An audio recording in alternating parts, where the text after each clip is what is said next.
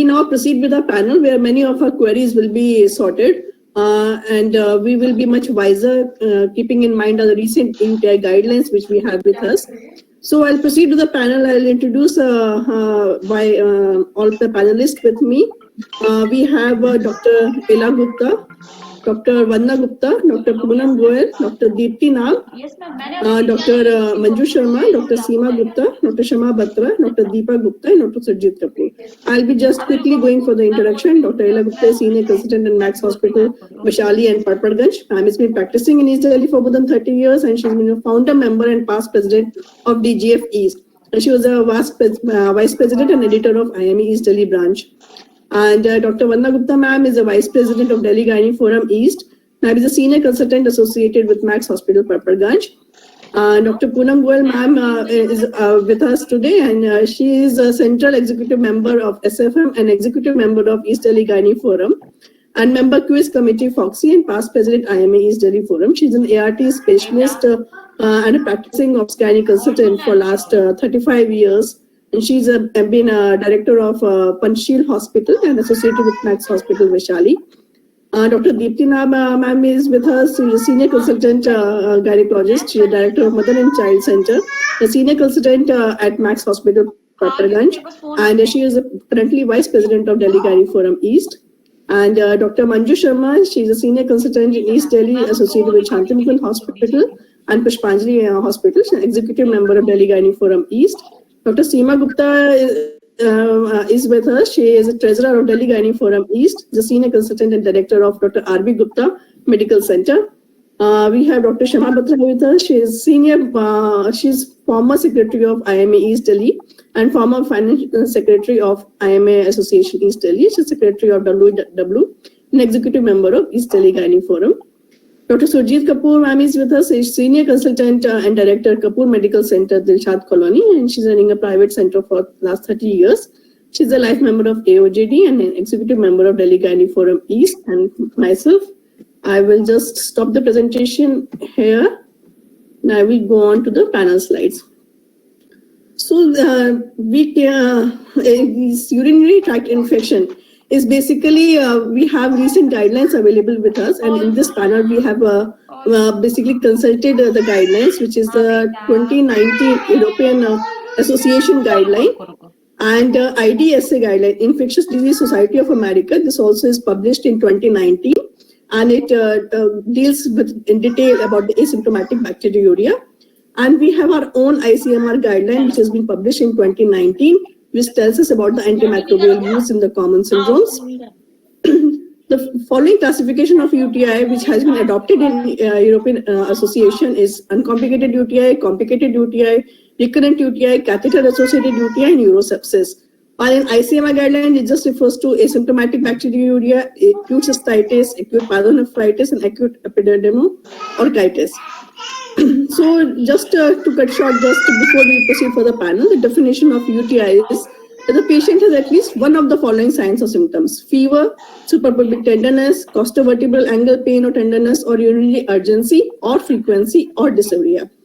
And patient has a urine culture with no more than 1 or 2 species of organism identified, and at least one of which has a bacterial load of more than 10 to the power 5 colony forming units per ml.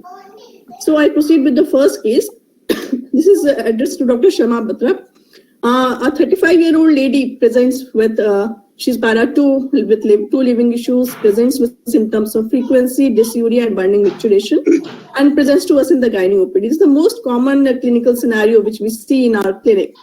So as soon as the patient complains of these symptoms, how we should proceed? What should be our line of management? Empiric treatment and follow-up, or empiric treatment while wait for the urine culture report, or an antibiotic based on urine culture sensitivity? How we should go about? Dr. Sharma, please enlighten us.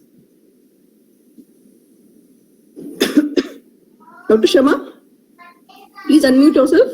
Yeah, sorry. Yeah. Good afternoon, everyone. After listening Madam presentation, my questions have become very easy now. I can answer all of them very fast because Madam has explained very nicely. Now this patient is 35-year-old and having complaints, symptoms, frequency, dysuria, and burning micturition. So when we see the history, when the patient comes with frequency dysuria, burning maturation, it will come to our mind. It could be uncomplicated acute cystitis. In this, we can ask more concern. We should take proper history. We should focus on the history. We can ask patient if they from how many days patient is having like frequency and dysuria and burning maturation, and she is having some other symptoms, any vaginal discharge, vaginitis, and something like that. Also, we can ask to the patient. Main is the history. With the history only, we can make out the diagnosis. That is most important. And then further, what will be our follow-up? Or if the patient comes to me with this complaint, I'll tell her to get it done urine analysis like urine culture. I'll advise her before starting the antibiotic. Or shall I wait for urine culture or not? No need to wait for urine culture. I can start my treatment because patient is already has so many symptoms. I can start with the fosfomycin, that is 3 gram stat. If patient is if I have not started fosfomycin, I can go for a second drug of choice like nitrofurantoin, 100 milligram BD for 3 days. Then I'll wait for the culture report. If the culture report has come after 3 days, and I can ask the patient the symptoms have improved or not. If patient is sensitive to whatever the antibiotic I have given, if the patient is resistant to that, the better I should change that antibiotic. And then I can go for some other. Like patient is not pregnant, I can go for other fluoroquinolones also I can prescribe. It all depends on the culture report. If patient has a very good result with the fosfomycin 3 gram, along with that I can add like alkalizers also I can add, which contains cranberry and D-mannose. Or then fourth question is or antibiotic based on urine culture sensitivity. That I've already told. If the patient, I have given antibiotic and patient is sensitive to that, then continue same. If the patient is not sensitive to that, then I'll change the antibiotic according to depend on the report of the culture report. So, Dr. Shama, what I seem to understand from your answer that you will be going for a second option, like an empiric treatment while waiting for the urine culture report. Yeah. Is that right? Yeah. You will be advising urine culture to all the patients who come with acute, uncomplicated cystitis, or you will just give an empiric treatment and just follow up, and if they recur or something, then only you will go for a urine culture. What will be your modality? See, when the patient has come with this complaint, I'll ask, this is the first time patient has got it, or your patient is getting recurrent. If the patient is getting recurrent, then the other modalities, then I'll start again what all are, why, then I'll find out the cause. What is the cause? It's not recurrent, it's the first episode. Yeah, this is the first episode. So, but patient all depend how much dysuria and burning maturation. I'll start with the antibiotic first, and I'll continue. First, I'll start antibiotic. Before giving antibiotic, I'll go for urine culture also. Okay, so basically you'll be going for empiric treatment while waiting for the urine culture report. Yeah. Okay. So this is the recent evidence we have. European guidelines in 2019, they clearly say that the accurate diagnosis of uncomplicated cystitis can be based on a focused history of lower UTI symptoms and absence of vaginal discharge or irritation. And they say that the diagnosed uncomplicated cystitis in women who have no other risk factors for complicated UTI, just based on the history and absence of vaginal discharge, they have a strong evidence that they should just go for an empiric treatment. A urine culture should be done only in certain conditions, not in all patients, like suspected acute pyelonephritis, when there is a costovertebral angle tenderness and a high-grade fever, symptoms that do not resolve or recur within 4 weeks after completion of treatment, and women who present with atypical symptoms and in pregnancy. Only in these conditions, urine culture should be advised. Otherwise, empiric treatment is to be given and the patient will be followed up. This is according to the European guidelines. So now my next question to Dr. Seema Gupta and Dr. Manju Sharma both can pitch in. Which of the empiric antibiotic you prefer for uncomplicated cystitis in this woman? This is the first episode, acute uncomplicated cystitis. And which is the antibiotic? One antibiotic you will prescribe empirically. Thank you, Dr. Meenakshi. I would rather not advise her urine culture immediately on the first visit, as the guidelines also say. She's a simple case of uncomplicated cystitis with the first episode of infection. So I'll give her empirical treatment, start with antibiotics, because placebos or any other analgesics are not routinely showing any much of the clinical success. So antibiotic is definitely to be started. The first line would be definitely fosfomycin, as we've already heard from ma'am, 3 grams single dose. With adjuvant, we can give supportive measures like urolizers and behavioral changes of oral intake of fluid. If the patient's symptoms don't resolve or the symptoms recur, as you already said, then we will definitely get a urine culture done and see what are the antibiotics that we can change or give. If the patient is not does not have a patient has resistance to the hypersensitivity to fosfomycin, then the second drug we can choose is nitrofurantoin 100 milligram BD for 5 days. However, if she doesn't have if she's again hypersensitive to both of these, then the third line that we could with is cephalosporins or trimethoprim sulfamethoxazole. That would be my take on that. Okay, Dr. Manju Sharma ma'am. Ma'am, what is the empiric antibiotic you prefer to use in uncomplicated cystitis patient? Dr. Manju Sharma ma'am, I think you are muted. I cannot see you. Okay. Thank Dr. Meenakshi, Dr. Sharda Jain for making me a part of this panel, because always I learn a lot from this panel and by reading all the guidelines as well. So as already Dr. Seema has said, in uncomplicated cystitis, first is like we have to give empirical therapy, and the first line will be fosfomycin and NFT. Fosfomycin will be 3 grams stat and NFT will be 100 milligram BD for 5 days only. And if the other alternatives, definitely she has told about cephalosporins and cotrimoxazole. If the patient is not pregnant, this has to be followed. And if the symptom has resolved, we have to do nothing. If the symptoms have not resolved, if they have recurred within 2 weeks, then definitely we have to go for a culture. And then if culture comes positive in such patients, then we have to give the drug according to the sensitivity for 7 days. Here we are giving stat for 1 day and then NFT for 5 days. If the repeat culture after 2 weeks shows some infections, then the treatment duration has to be for 7 days. That's the only thing. Yes, very well, ma'am. Actually, the fosfomycin single sachet, if taken correctly, and patient has not voided within 4 hours of taking the sachet, is equivalent to a 7 days therapy with nitrofurantoin. So this has to be kept in mind. And the second thing is, this is from our ICMR guideline 2019. Our Indian guideline says acute cystitis, nitrofurantoin and fosfomycin are the drug of choice, and the alternatives are cotrimoxazole and amikacin. This is one Indian study which has done the culture sensitivity, and they've seen the fosfomycin antibiotic sensitive is almost 100%, and nitrofurantoin more than 82% are sensitive.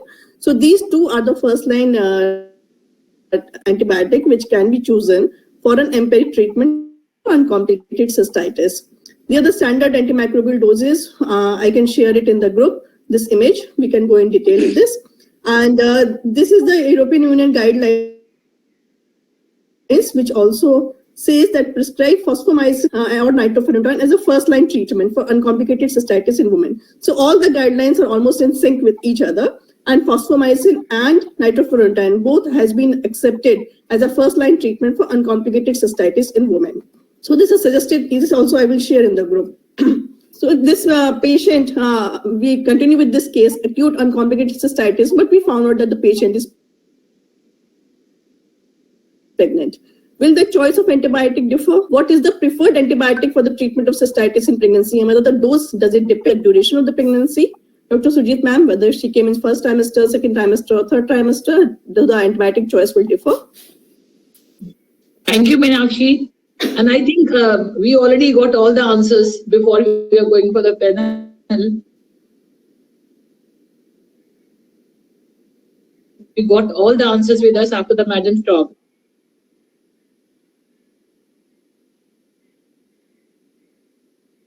What is the gestation age? How much would know? In early pregnancy, if you choose any antibiotic, if you are choosing antibiotic, what is our aim for the antibiotic? Our aim for antibiotic is it should be safe for a mother and fetus both. It should be effective. It should have a least side effect, and the chances of resistance should be very minimal, and it should be easily available, and it should be economical as well. If I just fulfill all the characteristics of the medicine, then I think fosfomycin is the first choice for these kind of patients. And patients normally they improve after that. I'm sorry, Meenakshi, I'm not able to see my question now.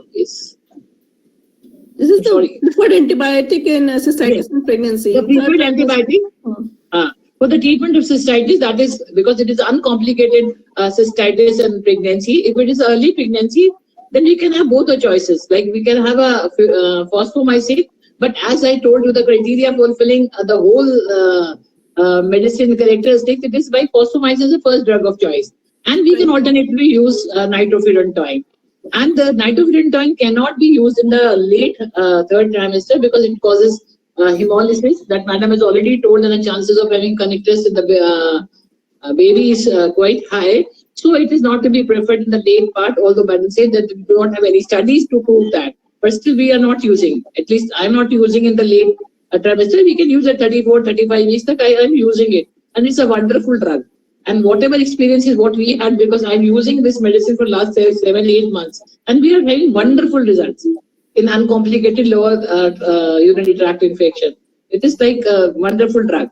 But in the pregnancy, we'll definitely go for the culture in this patient, because after 1 week of the course, we want to have that as whether it has been cured or not. Because whatever the parts has not been cured, then it is going to trouble us again. So urine culture has to be repeated after, even initially we'll go for an urine culture, and then later on also after completing the course, after 1 week, say about after 7 days, we are going to repeat the urine culture again to see whether this microorganism is susceptible to this drug or not. If it is not, we can always change the medicine. Although we have a number of medicines which are safe. If we go historically, amoxicillin was the best at one time. It was just having a 90% efficacy, but now it has now the patient has become resistant to this drug, so we are not using it more. Otherwise, cephalosporins and fosfomycin, nitrofurantoin, all the drug of choice, cephalosporins, penicillins, they're all safe in this thing. But trimethoprim is not safe in any trimester because of the toxicity. So we are not. So my drug of choice is always 10 months. So we are very happy with this drug, and the duration very well. I don't think you have to give for 7 days. It is so convenient to have a single dose. So it is for the patient wise, it's convenient also. I think cost wise, if we see the cost of the fosfomycin, this is roughly 350 to 450.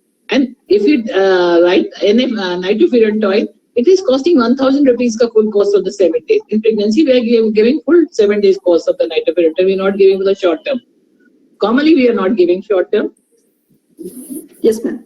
European Union guidelines say that acute cystitis in pregnancy, in general, penicillin, halosporins, fosfomycin, and nitrofurantoin can be given, but nitrofurantoin should not be given in the third trimester because in cases of G6PD deficiency, hemolytic anemia can occur in the neonate.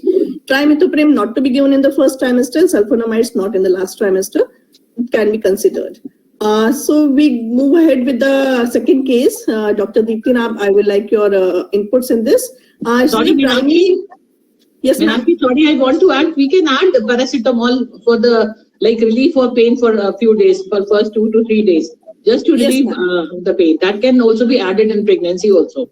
So that patient should be comfortable at least for first 2 days till the fosfomycin takes its full effect. Yes, ma'am. Yes, doctor. And alkalizer and cranberries, we do not have any evidence to prove that whether it really helps or not. Although we do not have studies about the alkalizer, any studies have not been done with alkalizer. But we have number of studies with cranberry. They say it is not being very useful for the patient, but it do not have the side effects also. We'll come to cranberry later. So we move ahead with the second case, ma'am. A primary 8 weeks period gestation comes with urine culture report which shows a growth of E. coli to the power 10 to the power 4 colony forming units per high power field. There's no urinary complaints at all. Dr. Deepti ma'am, will you label this as asymptomatic bacteriuria? Would you read that as 10 raised to the power 4 or 5? 10 to the power 4. Okay. So from what I've learned so far is that all my life we've been focusing on 10 raised to the power 5 as colony forming units. Although of course, otherwise there are no urinary complaints. But she has come with a positive culture report showing E. coli, and I take it that this is a voided sample and not a catheterized patient. So, but she's pregnant. I would like to keep myself very sharp. Now, as far as whether to label it as asymptomatic bacteriuria, I'll be a little confused because it's just a 10 to the power 5 or 4. Should it be labeled as asymptomatic bacteriuria, or should I just ignore the definition and start with my treatment? So keeping in mind... I want to interrupt here. In asymptomatic bacteria, it has been said that it's best in women to take 2 samples within 2 weeks. Yeah. So in this case, ideally, we can repeat a urine culture. And if it is 10 to the power 5, it will be considered as asymptomatic bacteriuria. Yeah. Suppose this patient has a 10 to the power 5 colony forming units per high power. That makes the diagnosis very simple. Yes, that makes it simple. But let us keep in mind that whenever we look at the culture report, do we actually look at this part, whether it is 10 to the power 4 or 3 or 5? Because this is where we need to focus, that if it's 10 to the power 5 only, then you keep it in mind. You can, if she has no urinary complaints, ask her to go for a repeat culture after 14 days. If in meanwhile she remains symptom-free, you can wait, because in up to the tune of 60%, from 10 to 60% patients on a repeat culture, they show no growth. And since she is free of urinary complaints, we can just leave her as it is. Yes, ma'am. But if we proceed, then we've already talked about it. Repeat culture is after 15 days. And if that is not showing any growth, then one doesn't have to do anything. If she shows some growth of usually E. coli, then yes, antibiotic treatment is to be given.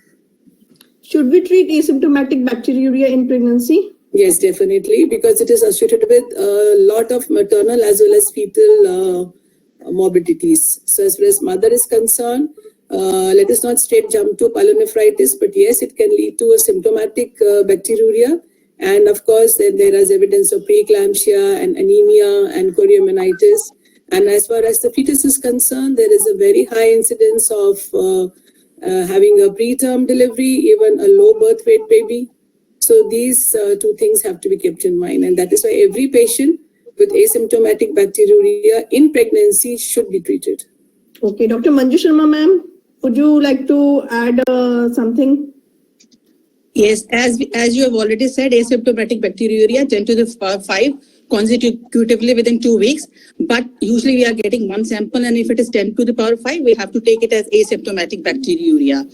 Now, most of the asymptomatic bacteria are usually occurring in the first trimester of pregnancy, 2/3 of the cases. So the ACOG and all recommend that we must screen as soon as the patient comes. You have to go for a urine culture. Now this culture has come positive, and then we have to treat this patient according to the antibiotic sensitivity we have in culture. So we have to, the rationale of treatment, Dr. Deepti has already said. If we don't treat it, then 20 to 40% of the patients will go into symptomatic UTI. They may land up into acute pyelonephritis. So to avoid those 20 to 40% patients, we have to treat all those patients so that they don't go into symptomatic. Now the thing is, if you have to treat ASB, you need a short-term treatment or a long-term treatment or a single-dose treatment. So most short-term is like single-day treatment, 1 day. Short-term is like 2 to 7 days. Long-term is 7 to 14 days. Then we have a continuous treatment regime also. There are 4 regimes. But in this case, usually short-term, single dose and short-term studies have been done a lot. And what they have said that the short-term treatment of 4 to 7 days is better than a single dose treatment, according to the European guidelines. But on fosfomycin, not much studies have been done, I feel so. So fosfomycin single dose study has been approved as good. But if we go according to the guidelines of European and all, they say 2 to 7 days treatment. And the drug of choices will be according to the sensitivity. Otherwise, fosfomycin and NFT are ever good choices for us. Right, ma'am. I will just reiterate certain things regarding asymptomatic bacteriuria. 1 to 5% of healthy premenopausal women have it. 2 to 10% of the pregnant women have asymptomatic bacteriuria, and 4 to 19% of elderly women do have it.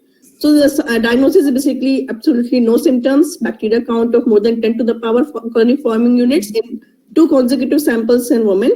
And bacteria more than 10 to the power 2 is considered asymptomatic if it is in a catheterized patient. There was a Cochrane review in 2015, and 11 RCTs were identified were used in the meta-analysis and considering about 1935 women. And they have said that the pyelonephritis, the treatment of asymptomatic bacteriuria in pregnancies, reduces the incidence of pyelonephritis from 20 to 35% to 1 to 4%. And IUGR, the treatment of asymptomatic bacteria reduces the risk of IUGR from 137 to 88 per 1,000 women. And treatment of asymptomatic bacteriuria in pregnancy reduces the risk of preterm labor from 53 to 14 per 1,000 women. And this is a Cochrane review which was published in 2015. There is an important, I would like to say there's one study which came out in 2015 from Netherlands, which was done in about 5,000 women they have screened, and they have found about 240 women with asymptomatic bacteriuria, and they have randomized to them to placebo treatment, to a treatment with antimicrobials, or no treatment at all. And in that, they found that in the low risk women, even with untreated asymptomatic bacteriuria, the risk of pyelonephritis was very, very less. So this evidence, recent evidence which is coming up, is going to change the guidelines in future. So regarding asymptomatic bacteriuria, initially there was a thing was chronic renal failure occurs because of chronic pyelonephritis. So we should screen all asymptomatic bacteriuria patients. But these things have now, with increased antimicrobial resistance, now the things are changing, that we need not treat all asymptomatic bacteriuria.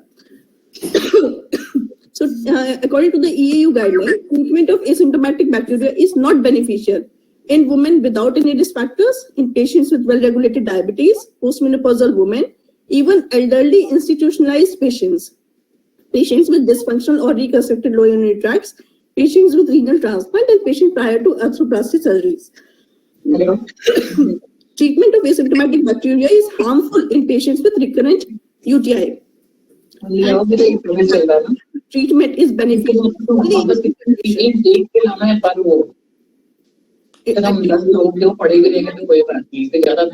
Surjeet ma'am, can you please mute yourself? Treatment of asymptomatic bacteriuria is beneficial prior to urological processes, which is breaching the mucosa, and in pregnancy, which was found to be beneficial by meta-analysis of available evidence. But European guidelines say that most studies are old, done in 60s and 80s. And a recent study, which I have just told about in 2015, it reported lower rates of pyelonephritis even in low-risk women. So their recommendation of treatment is a weak recommendation in European guidelines. While in IDSA, the Infectious Disease of American Guidelines, in 2019, it recommends that all pregnant women with asymptomatic bacteria should be treated. So which treatment duration should be applied to treat antibacteriuria in pregnancy? Dr. Dipti ma'am? Yeah, so studies, of course, continuous. Yes, so studies no longer have been conducted on long course or continuous as far as asymptomatic bacteria is concerned. So we just focus on single dose and short course. Now there are pros and cons for every kind of a treatment. As far as single dose is concerned, there is a huge patient compliance and minimal side effects. But then again, it was found that there was a slight increase in patients who delivered low birth weight babies when the patient is on just a single dose therapy. So keeping all these things in mind, a short course treatment, which is from up to 7 days, 2 to 7 days, preferably nitrofurantoin for about 5 days, is what is preferred in patients with ABU in pregnancy. No longer we recommend long course or continuous until delivery, just for asymptomatic bacteriuria. All the studies which had been conducted in 60s and 80s, on which, based on which the guidelines have been made, the single dose was actually a nitrofurantoin 100 mg stat dose or a cefazolin 3 gram stat dose. It was not fosfomycin. Single dose of fosfomycin is equivalent to 7 days of nitrofurantoin therapy. So this thing we should keep in mind. Short course 4 to 7 days or 2 to 7 days is definitely recommended. European guidelines also say the standard short course treatment should be applied to treat ABU in pregnancy. We move on to the next case. A 40-year-old lady had UTI 3 months back with E. coli and was treated with antibiotic for 7 days. She again presents with similar symptoms of UTI 3 months later. How will you proceed? further regarding the workup, what all investigations needs to be done, and how we will treat this patient. Should we put the patient on maintenance therapy? These are the questions which come in our mind. So Dr. Deepa Gupta is not there in the meeting today because of her surgery, and I request Dr. Poonam or Dr. Dipti or Dr. Ila ma'am to take up this case. Yes, I'll take that. Okay, ma'am. She is a perimenopausal lady, 40 years old, and she has come to us again with signs and symptoms of acute cystitis, which she had 3 months back also. So she fits into the diagnosis of recurrent UTI, as Meenakshi had put the slide in before starting the panel. If it is a second episode in 6 months or it is a 3 episodes in 1 year, then it is defined as recurrent UTI. Now, first of all, we have to just categorize this patient like whether she is a complicated recurrent UTI or she is a case of uncomplicated recurrent UTI. So in this particular patient, then we will ask her about the history of diabetes mellitus, any history of neurogenic bladder or immunocompromised status, or if she is having any immunosuppressant drug because of that. So after the history, we will be more clear that she is now a case of complicated recurrent UTI or uncomplicated recurrent UTI. So first of all, we will examine her pulse speculum and other examinations just to see whether there is any vaginal atrophic signs or something else is there, and then we will move on to urine examination, WBC, RBC, then nitrites, and then culture sensitivity. Before we get the report of culture and all, we can start the empirical treatment. We can give a single dose of fosfomycin, and then we can also give empiric treatment like in the form of cranberry, flavoxate, or urinary urolizers. And if we see any vaginal infection, we can treat that also accordingly. Chupro. Acha. After that, we in this particular patient, if she is a case of complicated recurrent UTI, then we need to have her imaging tests also, like we will do ultrasound also, and if there is any finding, we may need to do CT scan also and KFT also, and we have to rule out whether this UTI is upper UTI or it's a lower tract UTI. That also we will have to rule out. There are few more things in this that we need to do, like we need to take history of whether there is stress urinary incontinence or urinary incontinence as such. These also we have to take history of this also. Treatment purpose, whatever we get on the culture sensitivity report, that antibiotic we will suggest for a period of 7 days. But if there is uncomplicated and there is nothing else, there is no susceptible factor, then we can go for a 3 days antibiotic regime also. Okay. So recurrent UTI with a frequency of at least 3 UTI in a year or 2 in last 6 months is considered as a recurrent UTI, and diagnosis has to be confirmed by urine culture. Only in patients where we suspect renal calculi or outflow tract obstruction or interstitial cystitis or urothelial cancer, in those cases, a detailed workup to be done with cystoscopy and imaging. This is in line with the European guidelines 2019. So there must be some predisposing factors why some patients do not have a recurrent UTI and some are really uncomfortable with recurrent UTI. So what are the predisposing factors for recurrent UTI in women? And how can we prevent it in both perimenopausal and postmenopausal women? So, Meenakshi, can I interrupt please? So, maybe we need to take a history of whether this is a postcoital issue, whether there is a change of partner. That comes in predisposing factors. Yes. So, predisposing factors, we need to take a history of her intimate life, whether there's a change in partner, whether she recently started using. These all comes in predisposing factors. Ila will elaborate. Yes, ma'am. Dr. Ila, ma'am. Yeah, thank you, Meenakshi, for roping in me in this panel discussion. It is wonderful going on. And I want to say that after Poonam has answered all the causes of associated factors of with recurrent UTI, first of all, we have to see if it is a single second time UTI without any high risk factor, and it is an uncomplicated recurrent UTI. Then, of course, we have to find out the cause for her recurrent UTI. It can be either a relapse or it can be a reinfection. Though if it happens within a week or so, then there may be some failure of antibiotic or relapse is there if the infection is with the same bacteria. So then we have to see this patient.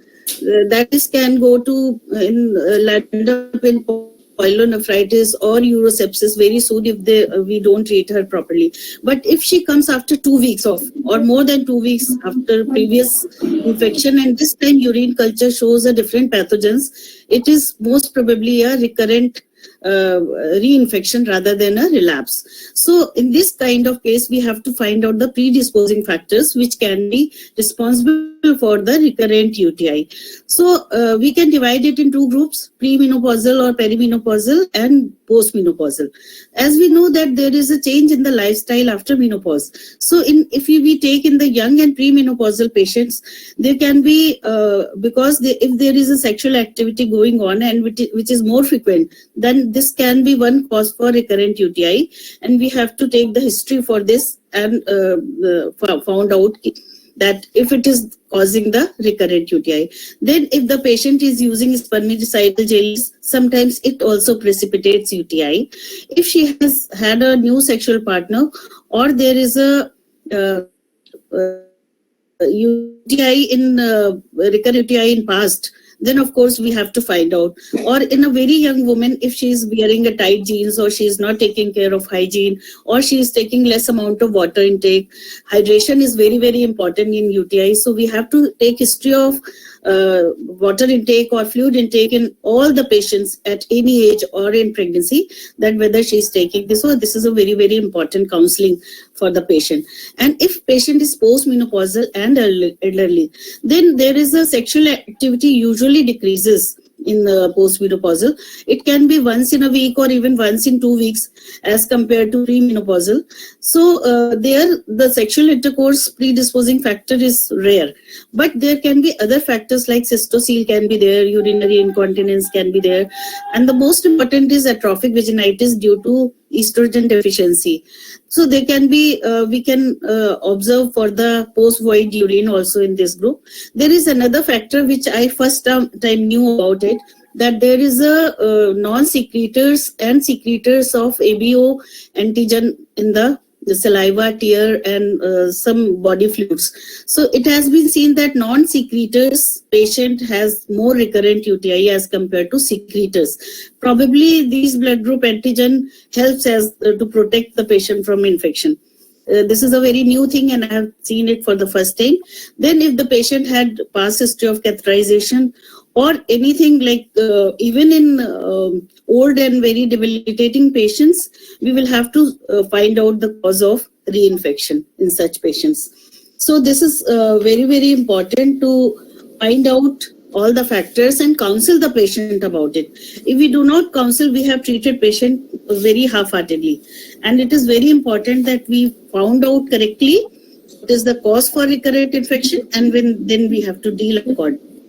Just I will summarize what is for the prophylaxis. Prophylaxis, as Ila had said, first of all, behavioral or you can say lifestyle changes like hygiene maintain karni hai or tight jeans nahi pehni, cotton clothes and all those things. Then hormonal replacement in 40 plus years, then immunomodulator drugs. One new drug has come up that is by the name of OM89. It is Urovexome, which is to be used for the purpose of, it is made from the 18 strains of E. coli. And whenever the drug is given, there is TNF alpha tumor factor that is increased in the mucous tissues. And because of that increase, the cells become more resistant to getting the infection. Then there are probiotics, they can be used, but sometimes when the vaginal hygiene is not there and you feel that there is bacterial vaginosis, specifically in those patients, they should be used. Then cranberry we can use D-mannose. 2 grams of D-mannose, they say, is equal to 100 grams of this nitrofurantoin, 1 week course. And then this bladder instillation of hyaluronidase and some other drugs, antibiotic, it is instilled if still there is no the response. Then antibiotics which are continued for a period of 3 to 6 months, daily low dose antibiotic or post-coital antibiotic that can be given. That is fosfomycin 3 grams. And if we give fosfomycin 3 grams, we can give for 3 months every 10th day. Every 10th day, 3 grams for 3 months. And then patient can, she understands whenever her symptoms are trying to come up or she's having acute cystitis symptoms, then she can take this 1 sachet herself also. So I have summarized it like this. IPL Dekho. IPL Dekho means like immunomodulator drugs you have to take. Then P is your probiotic you take. Then L is your lifestyle change. IPL देखो, ointment लगाओ. Ointment लगाओ means hormonal ointment लगाई. Cranberry खाओ, D-mannose खाओ, ठीक है? और नहीं खाओगे तो क्या होगा? फिर जाके ब्लैडर में इंस्टिल करवाओ. और इतना सब कुछ के बाद में अगर समझ में नहीं आया तो 6 महीने एंटीबायोटिक खाओ. फिर 6 महीने एंटीबायोटिक खा लिया और फिर उसके बाद में तो समझदार हो जाओगे. Then you can treat yourself. You don't need to go to the doctor. Very well summarized, Dr. Poonam ma'am. Very well, very nice. Another point I want to bring in notice that usually in postmenopausal women there is a lot of deficiency of lactobacillus. So it becomes very important if we use vaginal estrogen. It has been seen that it really does wonders to the lactobacillus in the vagina. It has been seen.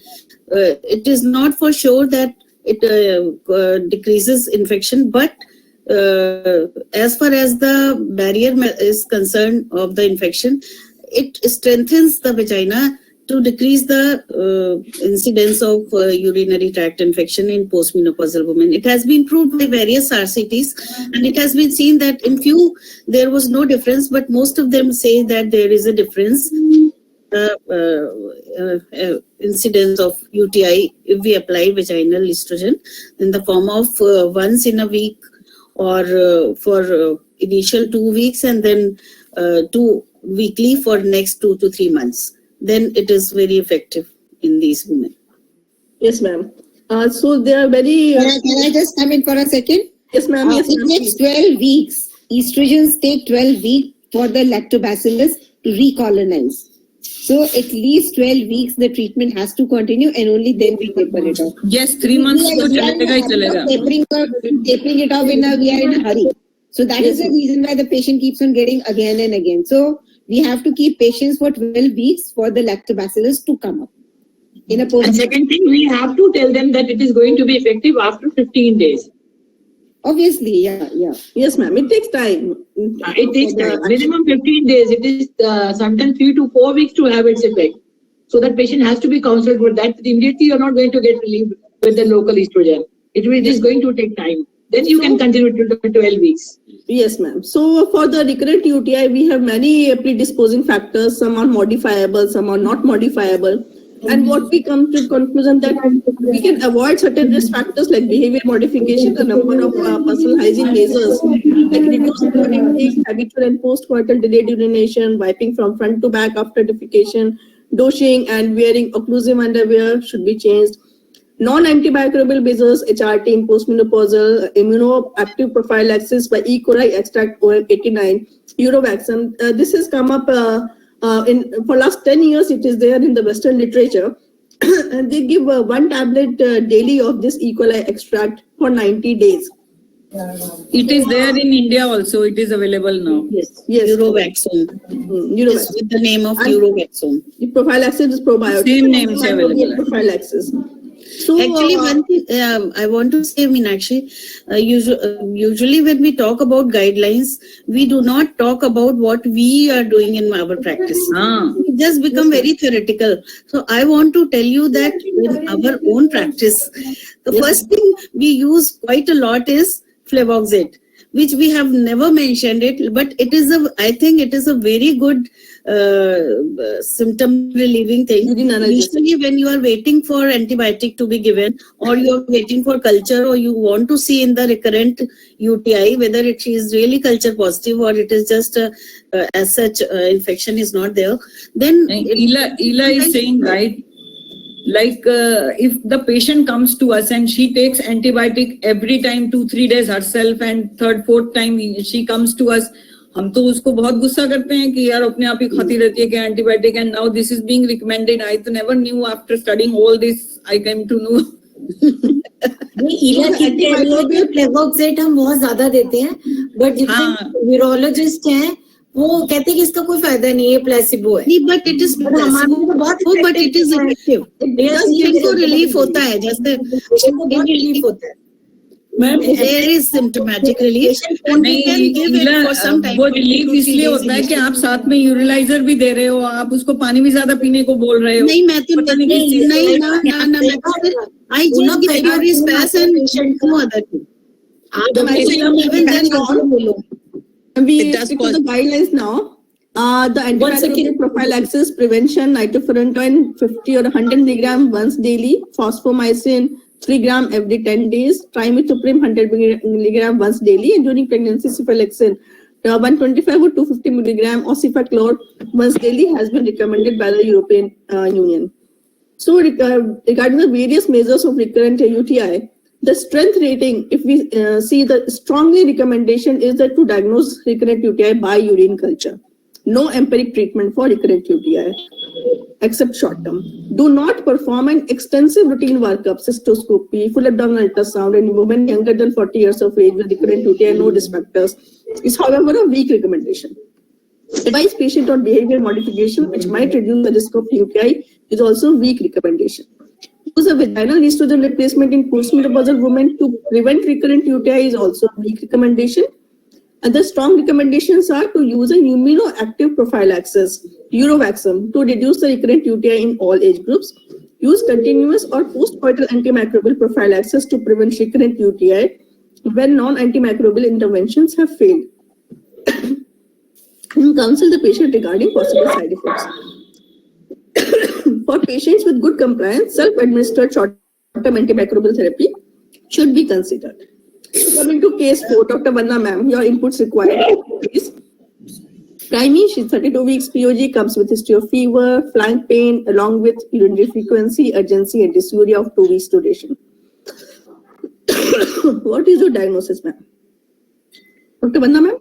Now, since she's come with urinary symptoms, along with systemic symptoms and along with symptoms pointing towards upper involvement of upper urinary tract, so probably pyelonephritis would be the acute pyelonephritis would be the diagnosis for her, and the patients are more prone to urinary infections, asymptomatic bacteriuria in pregnancy, which we have already read and studied till now, that is treated very judiciously, and we have to keep on checking the woman again and again, because in pregnancy she is more prone to ascending urinary infections because the bladder relaxes and the vesicoureteric reflex is also compromised because of progesterogenic agents, and the patient is unable to maintain a proper hygiene because of bulging uterus, and maybe she is not able to go to urine,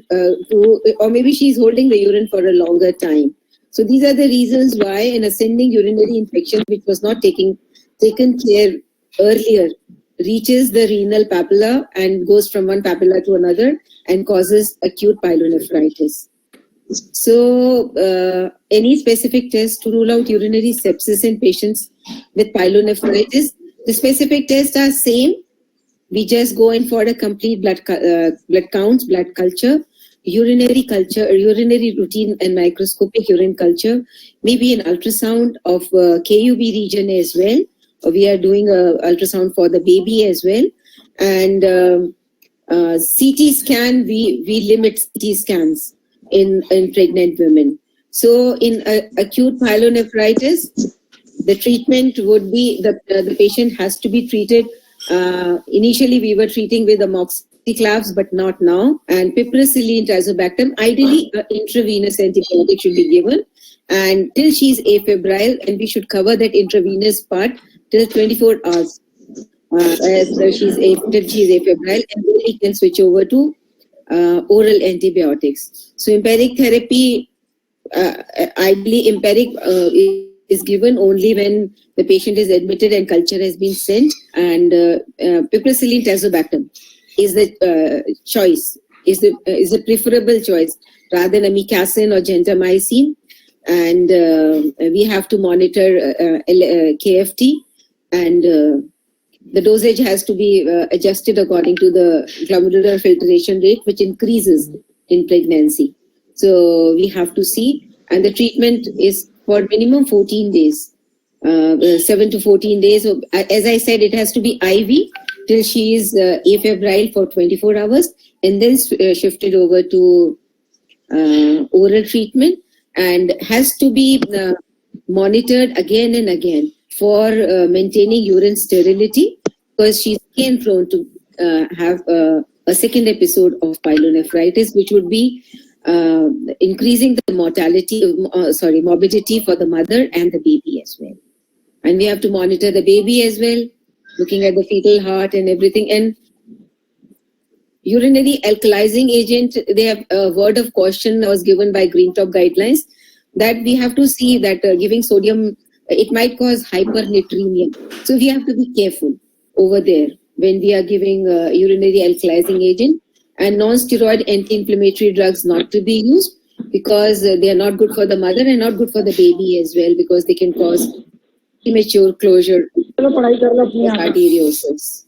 And in case we feel that the patient is going into labor, then that part also has to be taken, tocolysis has to be taken care of, and steroids also needs to be considered for the baby's lung maturity in case. Very well said, ma'am. Acute pyelonephritis, whenever a patient comes with fever and symptoms of UTI, we must always take a simultaneous culture from blood as well as urine, because blood culture will basically diagnose urosepsis. And the treatment is an antimicrobial. This is ICMR 2019 guidelines. That is acute pyelonephritis. Piperacillin tazobactam is a first-line treatment, and alternative therapy is imipenem, meropenem, or amikacin. And the treatment is to be given for 14 days, ideally.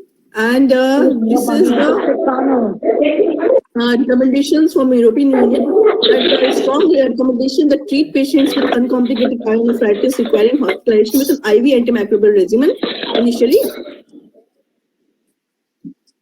and switch patients to from parenteral to oral once they are tolerating oral fluids and they responded to the IV therapy. Nitrofurantoin and fosfomycin are urinary antibiotics. They are not to be given in acute pyelonephritis because they have no action on kidney. So this is a strong recommendation. This is also from the European Union suggested regimen for acute pyelonephritis. This I will share in the group. With this, we conclude the panel, and I want to say something, Meenakshi. Yes, ma'am. I just want to say that whenever we are making guidelines, there are some hidden agenda behind it. So when we talk about antibiotics, it is more important that we try to stop bacterial resistance.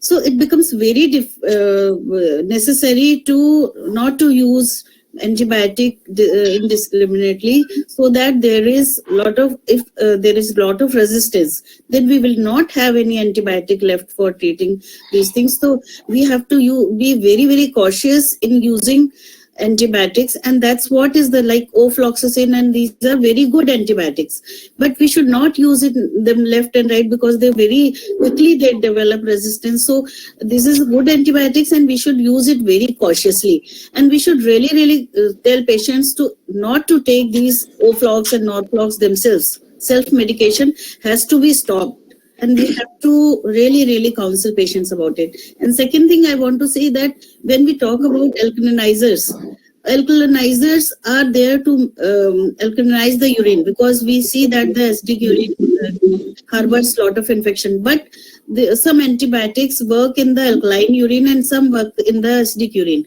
So all these augmentin, ampicillin, these are better treated with the alkaline urine. But fluoroquinolones doesn't have any effect in the alkaline urine. So one must not, people what they do, they give the Oflox, and along with that they give an alkalinizer also. So Leela, I would just mention a point that they give alkalinizer because it gives a symptomatic relief of dysuria as well. But that can be given before you start antibiotic. Before you start antibiotic. I just want to ask one thing. Tablet pyridium that we used to give. This is urinary antiseptic. Now This is urinary antiseptic. Analgesic. Urinary analgesic. Antiseptic nahi hai, it is analgesic. It's analgesic and very weak antibiotic. Very weak Basically, antibiotic. we go grossly for acute uncomplicated cystitis empiric treatment with the drug according to our national guidelines, which are as first line, fosfomycin or nitrofurantoin are recommended. For acute pyelonephritis patients who comes with fever, empiric treatment is started, piperacillin-tazobactam combination. And once we have the report of urine culture, the antibiotics are changed as per the sensitivity report. The narrow spectrum antibiotics are preferred once we have the culture report. Recurrent UTI also are treated as per the culture sensitivity report, and a full 7 days therapy has to be given, and some patients, especially the complicated patients, has to be given a maintenance therapy. Ma'am, Dr. Meenakshi, सबसे पहले तो एक गिलास पानी P ले यार. बहुत तकलीफ हो रही है तेरे को खांसते देख के. कम से कम एक गर्म पानी पी ले गिलास.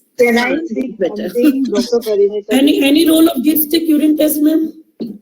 Dipstick urine are two types. The one type looks for leukocyte esterase, presence of leukocytes, and another looks for nitrites. Nitrite. So that is useful. Nitrites one is useful where the bacteria are the ones which convert nitrates to nitrates. Not all convert nitrites to nitrates, but esterase is. But recommended you can do अगर आपके पास quick test. It's a quick test.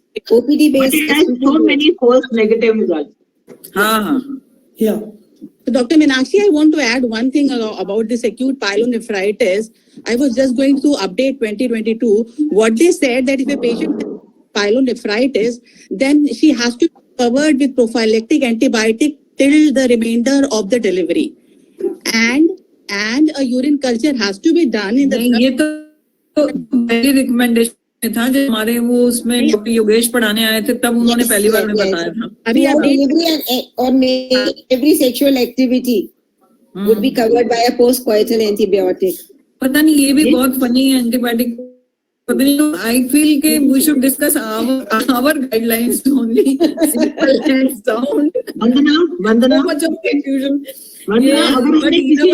What Ila was saying, वो blood group antigen secrete. Life में मैंने भी and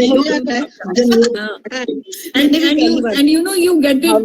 Meenakshi तू muted है. And you get it done by genetic test और वो भी saliva से आप पहले genetic test करोगे. अरे भैया इतने तीर मारोगे उससे पहले तो आप 3 महीने एंटीबायोटिक खिला दोगे. Yeah. अगर हमने किसी पेशेंट recurrent UTI को अगर बीच में aggravate हो गए तो can we give a session on that day after every sexual activity? No, why to give so much? No, because it is effective. One sachet is effective for 10 days. 7 to 10 days. Even for 1 day because that the amount of drug is working for 10 days. That is the rationale. Ideally, do not get it. Most important that you have to segregate two diseases, vaginal infection and UTI. You just can't give it for the urinary irritation. You just can't give it antibiotic. There could be vaginal. You have to really discriminate between the vaginal infection and UTI. And UTI is very, very different. Not all perineal infections are UTI. Yes, there could be vulvitis also. There could be irritable Yeah, which one has? Actually, definition of uncomplicated UTI is absence of discharge. That is one of the important parts of the definition. So If it is associated with the vagina, then it is a complicated. Yes, we have to rule out chlamydia and gonorrhea and all that. Gonorrhea and UTI alone. that has to be ruled out. Meenakshi तेरे लोग ज्यादा बोलते हैं who has done an excellent work and clearly. No. Now she's ready for a Golgappa and ice cream party. And let's hear Dr. Sharda Jain ma'am comments. सब summarise कर दिया इन्होंने सारा. अब फाइनल समराइज मैम आप कर दो. Finally summary come from Meenakshi. नहीं मैम, एक सेंटेंस तो आपको बोलना ही होगा. मैं तो ये कहती हूँ कि uncomplicated cystite urinary infection should not be feared by people. The only rule of 3 should be there. एक बार आपका कल्चर पॉजिटिव आएगा, 3 कल्चर्स आपने जरूर देखने हैं कि ये आपके नेगेटिव होने चाहिए. I remember it when I joined PGI Chandigarh. Within the first 3 months, there was a lecture by Dr. Head of the Department of Nephrology, and he said, if you come, the doctors here must listen to it. If you come to my ward, it is because of your negligence that you do not get 3 cultures done. You find these patients land up with renal failure. And you have to come and see that 60 to 65% of renal failures are in a woman, and this is neglected UTI. So this is what I will sum up. And that's why people like me are obsessed. मेरे पास कोई मरीज आ जाए, मैं उसका haemoglobin जरूर कराऊंगी, PCV जरूर कराऊंगी, because I am obsessed because of anemia, and I will definitely get serum creatinine done and SGOT, SCPT done. ये मुझको सिखाया गया है कि ये काम करना है आपको, और अब मेरे जैसे लोग रैंडम ब्लड शुगर भी कराने लग गए. So I find a couple of these things आपको, you don't have to do big investigations. Big investigations are for Westerners. हमारे यहाँ तो डॉक्टर साहब, मैं लेडी हार्डिंग मेडिकल कॉलेज में पढ़ती थी, जब तक मैंने मेडिकल कॉलेज छोड़ा, hemoglobin, urine and blood group, these are the only investigation was done, and by the time I left, VDRL भी उसमें और HIV भी उसमें ऐड हो गया था. Yeah, this is what तो हमारा हिंदुस्तान गरीब देश है. हमारे को उस लास्ट बंदे की देखना चाहिए कि उसकी हम बात करें. तो जब भी हम पैनल पे बैठेंगे तो हमारे में इतनी मैच्योरिटी जरूर आनी चाहिए कि मैं हिंदुस्तान में बात कर रही हूँ कि यूके में बात कर रही हूँ. कल्चर जो आप 3 कल्चर बोल रहे हैं उनमें ड्यूरेशन बताइए कितना मैम. मैं तो एक बार ट्रीटमेंट आपका जब खत्म हो जाए तो जिसमें 5 दिन का वहाँ 5 दिन, जिसमें 10 दिन का जो 10 दिन है, उसमें मेरे ऐसे लोग तो to be very frank with on the 10th day कराते. अच्छा, patient is off antibiotic 10th day कराते, और 10th डे वाली एंटीबायोटिक अगर उसकी नेगेटिव आती है तो मेरे जैसे 1 महीने के बाद और 1 महीने बाद करें, if it is the first attack. But if it's a recurrent attack, चाहे वो क्लासिफाई रिकरेंट में नहीं है, 6 months में एक दोबारा उसको अटैक हो गया जो कि क्लासिफिकेशन से लेस है, मेरे जैसे लोग इस केस को जरूर एक चाहे, स्पेशली ये जो आपकी 40 साल 45 साल ladies and estrogen function is going to go away, I definitely cover them for another this thing protective, like I'm very fond of using nitrofurantoin. I use it 1 tablet in the night for a month. A second culture negative hai, I call it a day, because I find थोड़ी बातें जो स्टालवर्ट लोग बता जाते हैं वो उसके माने रखता है, उसका कुछ माना है, दम है उसमें, उन बातों में. मैडम कॉमनली तो मैं मानते हैं रेकरेंट नहीं होता, दैट इज इनकम्प्लीट के बाद. This is what I'm trying to say that. Doctor साहब आप उनकी क्यों छोड़ो, मैं तो अपनी बात करती हूँ. कोविड में वो बताएं कि आप ये वाले एंटीबायोटिक ले लो, आप 2 दिन के बाद आपका गला ठीक है, सब छोड़ देते. So what I am trying to, covid से लोग नहीं डरते तो फिर किससे डरेंगे? हम तो पेशेंट को समझाते हैं ऐसे साथ कि 10 तुम्हारे सोल्जर आए, आपने 2 ही दिए मारने के लिए उसको, या आपने 8 मार दिए, 2 बच गए, 2 जो है 2 महीने में फिर से 8 हो जाने वाले हैं. तो इसलिए आपको पार्शियल ट्रीटमेंट नहीं करना. और आपकी बार आपकी कौन स्ट्रेटेजी उनको पता है. A repeat urine culture as a test of cure ideally should be done after 7 to 10 days of stopping the therapy. Yes. So that we ensure that there's nothing. What people do, they just stop the antibiotic, next day that get a urine culture done. And that will always be coming sterile. So we should wait and get the urine culture done after a gap of 7 to 10 days when they stop the antibiotic. Resistance का reason भी यही है और partially treatment recurrent का reason भी है कि जैसे पार्शली ट्रीटेड पेशेंट तो उनके साथ में ये प्रॉब्लम होती है, उन्हीं में रेजिस्टेंस होती है फिर. And recurrent UTI patients are the worst patient to treat because they take Norflox themselves for 3 days, then they come to you. वो self medication पहले करके आते हैं. गाइडलाइन सेल्फ मेडिकेशन सिखा रही है. Very successful meeting, and the number touched something like 85. Thank you so much, ma'am. Thank you. It was good meeting. Thank you, ma'am. Okay. Bye everyone. Thank you everyone. मैंने तो शक्ल ही नहीं दिखाई. Bye ma'am. मैंने तो शक्ल ही नहीं दिखाई. Thank you, ma'am. Thank you, ma'am. क्या नहीं दिखाया? मैम को नहीं दिखी. शक्ल कहाँ दिखाई दे रही, दिखनी नहीं शक्ल. पता नहीं मेरे उसको कैमरा को क्या हो गया, डीएक्टिवेट हो गया. समझ नहीं आ रहा. नहीं, वो भी डॉक्टर मंजू की तरह अपने बच्चों की तरह बन के बैठे होंगे. मैम आपके कमेंट्स सब सीधे. It was an excellent. I think हमने starting A to Z of UTI कर दिया आज. A to Z. बहुत जरूरी है, बहुत जरूरी है. I just wanted to know how many of you are actually recommending post-coital prophylaxis patients with recurrent UTI. तो कभी नहीं. No, we are not giving, ma'am. एक पेशेंट मैंने भी दिया है. If they come with the symptoms of immediate post-coital, they have this problem, then I recommend. We are giving. So which is the one you prefer? Just a day? Mitoxantrone 50 milligram. But पता नहीं surprisingly ज्योति कभी दिमाग में ही नहीं आया. मतलब हमें अभी अपनी इस उम्र में आके ये समझ में आ गया है कि वो अनमैरिड लड़की अगर यूटीआई के साथ आई है तो उसने ये काम शुरू कर दिया. ये बात हमें समझ में आ गई है, लेकिन हमें ये कभी समझ में नहीं आया कि ये काम करना है. मैं आज ऑलवेज थॉट कि लैक्रिमेशन हो जाती होंगे इसलिए यूटीआई हो रहा है. आज मैंने 3-4 स्लाइड निकाले थे कि how the sex causes UTI. कि मैंने कहा नहीं, this should be topic of discussion some other day. ठीक है. आज मैंने wanted to include those slides, but you know I asked her not to do it. We will do it some other time. Yes. Poonam 3-4 webinar attend करना, UTI वाले सब फंडे clear हो जाएंगे. No, I think our experiment is definitely bringing success because उसी दिन उस topic के अपने 10 लोगों से एक्सपर्ट से पूछ लो कि क्या है, तो आई थिंक सब कुछ डिस्कस हो जाता है. एक्चुअली मान लो आज के टाइम में एक्सपीरियंस कहता है जड़ी बूटी है fosfomycin. With my experience it does wonders. अब जब हम यूज करते सारे चक्कर में मैंने भी यूटीआई पढ़ा, मेरी बेटी ने भी पढ़ लिया. I think, you know, what information we had 3 years back and what information we have today, there is a sea of difference. Yes. And ma'am, I wanted to know how many of you are recommending Darolac or any other probiotic? Me.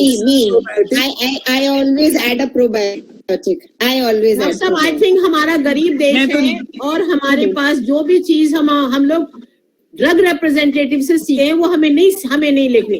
जब guidelines में आ जाएंगे तब आप करिए. वंदना 2 प्लेसिबोस होते हैं, एक मरीज के लिए एक डॉक्टर के लिए. एक डॉक्टर प्लेसिबो, एक मरीज प्लेसिबो.